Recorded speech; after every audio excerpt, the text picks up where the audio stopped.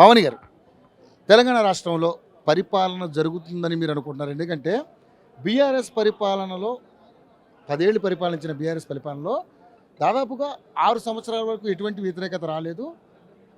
ఈ కాంగ్రెస్ ప్రభుత్వం అధికారంలోకి వచ్చిన తర్వాత కేవలం 100 రోజుల్లోనే విపరీతమైన వ్యతిరేకత వచ్చిందని మీరే మాట్లాడారు. సో ఇప్పుడు జరుగుతున్నటువంటి రాజకీయ అంశాలన్నింటినీ చూసుకుంటే ఏదంటే అంత డైవర్ట్ పాలిటిక్స్.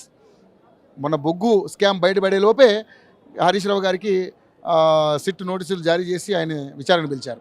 ఇప్పుడు మళ్ళీ మున్సిపల్ ఎలక్షన్స్ వస్తున్నాయి. ఆ తరుణంలో మీరందరూ కూడా ప్రజల దగ్గరికి వెళ్ళాలనుకునే టైంకి మళ్ళీ డైవర్ట్ చేయడం కోసం మళ్ళీ కేటీఆర్ గారికి సిట్ నోటీసులు జారీ చేసి ఆయన విచారణ పిలిచారని మీరే మాట్లాడుతూ ఉన్నారు. నిజంగానే అటువంటి పరిస్థితులు ఉన్నాయా? నిజంగానే మరి అంటే ఈ 2 ఏళ్లలో ఎటువంటి అభివృద్ధి జరగలేదా? మరి వాళ్ళు చేస్తున్నటువంటి ప్రజాపరిపాలన అనేది కరెక్ట్గా రైలు పట్టాలు ఏ విధంగా అయితే ఉంటాయో ఆ విధంగా ముందుకు సాగుతుందా? ఏమనుకుంటున్నారు మీరు? మీ సమాధానం అన్నిటికీ ఒకటే ప్రశ్న. ప్రజా పరిపాలన అని ప్రజా హంతక పరిపాలన తీసుకొస్తున్నాడు రేవంత్ రెడ్డి అనేటోడు. 3 లక్షల కోట్ల అప్పులు చేసిండు 2 ఏళ్లల్లో. 3 లక్షల కోట్ల అప్పులు చేసి ఒక గుడి కట్టలేదు, ఒక బడి కట్టలేదు, ఒక ప్రాజెక్టు కట్టలేదు. 6 గ్యారంటీలల్లో ఒక గ్యారంటీని కూడా మా మహిళలకు ఇస్తా అన్న 2500 కానివ్వండి, తులం బంగారం కానివ్వండి, స్కూటీలు కానివ్వండి ఇచ్చిన దాఖలాలు లేవు. బస్సు ఫ్రీ అంటే ఇక మీరే మాట్లాడాలి. ఈ బస్సులల్లో ఇప్పుడు మేడారంకు పోతున్న మా మహిళలను అడగాలి, లేకపోతే వెమ్లాడ రాజన్న మొక్కుల కోసం పోతున్న మా మహిళలను అడగాలి, లేకపోతే మొన్నటిదాకా ఇంకో తీర్థయాత్రలకు పోయినా మా మహిళలను అడగాలి. బస్సులో ఎలాంటి ఫీట్లు అవుతాయో, ఎట్లాంటి సర్కస్లు అవుతున్నాయో మీకు తెలుసు. దాని గురించి నేను మాట్లాడను. మీరే అంటున్నారు కదా 100 రోజులల్లా 6 గ్యారంటీలను 420 హామీలను అధికారంలోకి రాగానే అమలు చేస్తా అనేసి చెప్పడం జరిగింది. అధికారంలోకి వచ్చిన తర్వాత 6 గ్యారంటీలను అటకెక్కించిండు.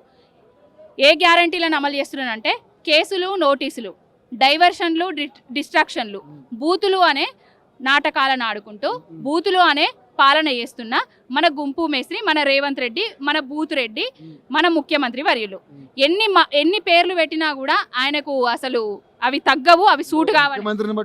ఏదైనా అనొచ్చు. ఎందుకంటే తెచ్చిన తెలంగాణ రాష్ట్రాన్ని 10 ఏళ్లల్లో బాపు కేసీఆర్ గారు దేశంలోనే నెంబర్ 1 స్థాయికి తీసుకొచ్చి ప్రతి కుటుంబానికి సంక్షేమ పథకాలను అందించిండ్రు.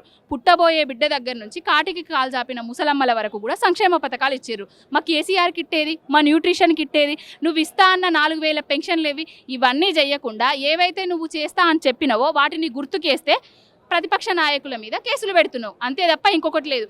నైని బొగ్గు కుంభకోణం బామ్మర్ది బాగోతాన్ని హరీష్ అన్న గారు బయట పెట్టడం వల్లనే ప్రజలను డైవర్ట్ చేద్దామనే ఉద్దేశంతో కేసులతోటి, నోటీసులతోటి, సిట్టులతోటి ఆడ విచారిస్తామనేసి ఒక డైవర్షన్ పాలిటిక్స్ చేస్తున్నాడు రేవంత్ రెడ్డి. ఇంకొకటి దావోస్కు వేయండు, గురువును కలిసిండు.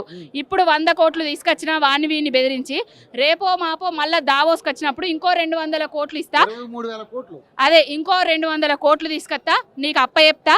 ఆనాడు 50 లక్షల బ్యాగు సంతులతోటి దొరికిన దొంగలం మనం. ఇప్పుడు అక్కడ ఉన్న క్లీన్ ఇమేజ్ ఉన్న నాయకులను దొంగలం చేసి ఒక కేసులు పెట్టి వాళ్ళని అక్కడ సిట్టు అని తెలంగాణ ప్రజలను డైవర్ట్ చేసి మనం ఇక్కడ దొంగలు ఊరు వంచుకున్నట్టు మనం ఇక్కడ వంచుకుందాం గురువు అనేసి అక్కడ ముచ్చట్టు పెట్టుకుంటారు. అంతే తప్ప ఇంకొకటి అయితే ఏం లేదు. సో మొత్తానికి ఏదంతా డైవర్ట్ పాలిటిక్స్ అంటారు మీరు. సో నిజంగానే ప్రజా పరిపాలన పేరుతో సాగుతుంది ఏం లేదంటారు. ప్రజా పరిపాలన ఎక్కడుంది? ప్రజా పరిపాలన అంటే రేషన్ కార్డులు మీ కాలంలో రేషన్ కార్డులు ఇవ్వలేకపోయారు. 4 లక్షల రేషన్ కార్డులు ఇవ్వడం జరిగింది. మా పరిపాలనలో ఒక ఆటో అన్నకు యూరియా బస్తాలు తీసుకోరా అనేసి ఒక రైతన్న డబ్బులు ఇచ్చిపోతే యూరియా బస్తాలను పొలం కాడ తీసుకుపోయి వేసేటుడు. కాంగ్రెస్ పరిపాలన ఏం జరుగుతుంది? యూరియాల కోసం కుస్తీలు జరుగుతున్నాయి, యూరియాల కోసం కొట్లాటలు జరుగుతున్నాయి, యూరియాల కోసం శికలు పట్టుకొని మా అమ్మలక్కలు కొట్టుకుంటున్నారు. అంతే తప్ప ఇంకొకటి లేదు. రైతు బంధు ఇస్తా, రైతు భరోసా ఇస్తా, రైతు బందే ఇస్తాండు. 2 పంటలకే ఇస్తాండు కేసీఆర్. నేను 3 పంటలకు ఇస్తా అన్నాడు. 3 పంటలకు ఎగ్గొట్టిండు. ఇప్పుడు యాసంగికి మరి రైతు బంధో రైతు భరోసా వేసే తెలివిలేదు. ఇంకొకటి రైతు బీమాను అటకెక్కించిండు.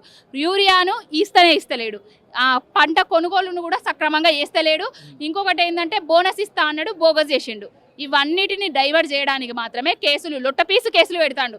ఆల్రెడీ సుప్రీంకోర్టు పసలేదు కేసులల్లా అని కొట్టేసింది.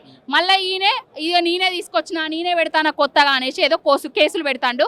కొట్లాటలు, కేసులు, పోరాటాలు మాకు కొత్త కాదు. ఏం చేస్తావో చేసుకో రేవంత్ రెడ్డి. ఎంతమంది నాయకుల మీద ఇలాంటివి చేస్తావో చెయ్యి.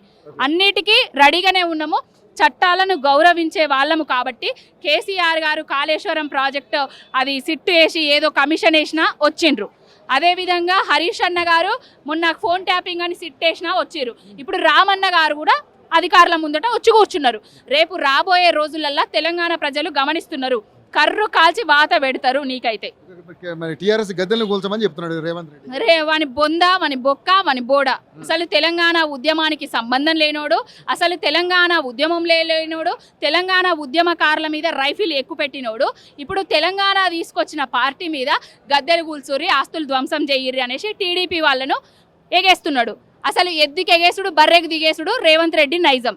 టీడీపీ పార్టీ కూకటి వేళ్లతో తెలంగాణలో పోవడానికి కారణమే రేవంత్ రెడ్డి అనేటోడు. 50 లక్షల బ్యాగు తోటి దొరికిండు. ఆ దొంగ ఆ గురువునేమో కరకట్టకు పంపించిండు. ఇక శిష్యుడేమో టీడీపీని పాతాల లోకానికి పంపించిండు. ఇప్పుడు మళ్ళా దాంట్లో టీడీపీని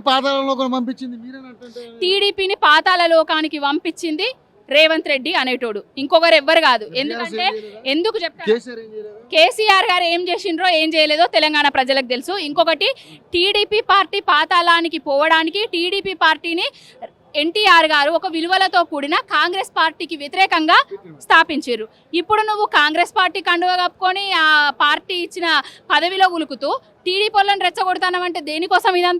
ఇదంతా ఏం లేదు. టీడీపీ పార్టీ మళ్ళీ తెలంగాణలోకి వస్తే మీకు మీ మనుగడిగే ప్రశ్నార్థకంగా మన భయం అంత లేదండి, అంత లేదు. ఎవరికి భయపడేది లేదు, ఎవరికి మనుగడకు ఏమీ జరగదు. టీడీపీ కానివ్వండి, చంద్రబాబు నాయుడు టీడీపీ, ఎన్టీఆర్ అన్న ఉన్న టీడీపీ కాదు అది. చంద్రబాబు నాయుడు టీడీపీ, నయవంచకుడు టీడీపీ, కట్టప్ప టీడీపీ. అది ఆయన ఒకసారి కాంగ్రెస్లో పోతాడు, ఎన్నుపోటుదారుని టీడీపీ. అది చంద్రబాబు నాయుడు అంటేనే వెన్నుపోటుకు మారు పేరు. ఎన్టీఆర్ గారిని ఏ విధంగా మానసిక క్షోభకు గురి చేసిండ్రో మనందరికీ తెలుసు. ఎన్టీఆర్ గారి చావుకు కూడా కారణం వాళ్ళే. ఇప్పుడు వాళ్ళు ఆ పార్టీని కైవసం చేసుకొని ఓసారేమో బీజేపీతో పొత్తు అంటాడు, ఓసారేమో కాంగ్రెస్తో పొత్తు అంటాడు, ఓసారేమో ఇంకొకళ్ళతోటి పొత్తు అంటాడు. పొత్తు లేకుండా ఎన్నడన్నా గెలిచిండా ఆ చంద్రబాబు నాయుడు అనేటైనా? ఆ టీడీపీ పార్టీ వాళ్ళు ఇప్పటికైనా బుద్ధి తెచ్చుకోర్రి. ఈ రేవంత్ రెడ్డి అనేటోడు నయవంచకుడు. గెలుపు ముఖ్యం అంటే ఏ దారిలో పోతేంది మేము గెలుస్తాం అన్నట్టుగానా? రేవంత్ రెడ్డి ఇచ్చిన హామీల లెక్కనే అనుకుంటున్నారా మీరు? అట్లుండదండి. కొంచెం విలువలతో కూడిన రాజకీయాలు చేయాలి. విలువలు మర్చిపోయి రేవంత్ రెడ్డి లెక్క, చంద్రబాబు నాయుడు లెక్క రాజకీయాలు చేయరు కేసీఆర్ గారు. ఇప్పటికీ కూడా రేవంత్ రెడ్డి చంద్రబాబు నాయుడు కనుసన్నల్లోనే పనిచేస్తున్నాడు. అంటే కనుసన్నల్లో పనిచేస్తున్నాడు అనేదానికి మీకు సాక్ష్యం కనిపిస్తున్నది కదా. గోదావరి జలాలను కాళేశ్వరం మేడిగడ్డ కుంగిపోయింది, కూలిపోయిందని తప్పుడు ప్రచారాలు చేసి గోదావరి జలాలను బనకచెర్లకు పంపించిండు. కృష్ణా జలాలనేమో పోలవరంకు పంపిస్తున్నాడు. కనుసన్నల్లో పనిచేయకపోతే, రిమోట్ కంట్రోల్ లెక్క పనిచేయకపోతే ఈయన సొంత తెలివితోటలతో పనిచేస్తాడా? అదేం లేదు. ఆదిత్యనాథ్ దాసును పెట్టుకొని నీళ్ల విషయంలో తెలంగాణకు ఏ విధంగా మోసం చేస్తున్నాడో మనకు అందరికీ తెలుసు. లొట్టపీస్ కేసు, పసలేని కేసు, రాజకీయ కక్ష కేసు. ఏం ఉపయోగం లేదు. రేవంత్ రెడ్డి ఉంటే ఉపయోగం ఉండొచ్చు, అంతే తప్ప ఎవరికైతే లేదు.